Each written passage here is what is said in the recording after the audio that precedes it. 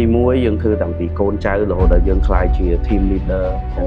ចាបានធ្វើ អញ្ចឹងទៅគឺខ្ញុំមានបទពិសោធន៍ច្រើនផ្នែក sale ស្គីលដែលខ្ញុំចាប់អារម្មណ៍គឺ business ចាដល់ពេលដែលខ្ញុំទៅធ្វើការខាង sale ខ្ញុំធ្វើការខាង marketing ខ្ញុំយល់មកពេលដែលខ្ញុំឆ្នាំទី3ខ្ញុំចេញធ្វើការចាអញ្ចឹងណាខ្ញុំលក់ទឹកដោះគោអូចាខ្ញុំជា sale មួយនៅក្នុងក្រុមហ៊ុនមួយចា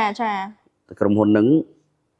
ដោះគោឥឡូវល្បីដែរទឹកដោះគោជូរមួយណាជា brand មួយល្បីដែរអញ្ចឹងខ្ញុំធ្វើការនៅហ្នឹងខ្ញុំបានប្រាក់ខែគួរសមអាហ្នឹងឆ្នាំទី3ចាពីឆ្នាំទី1ឆ្នាំទី2អត់មានលុយទេត្រូវពឹងលុយអ្នកផ្ទះតែឆ្នាំទី3ខ្ញុំមកការងារធ្វើចង់ការងារដំបូងរបស់បងហ្នឹងគឺជាអ្នក sale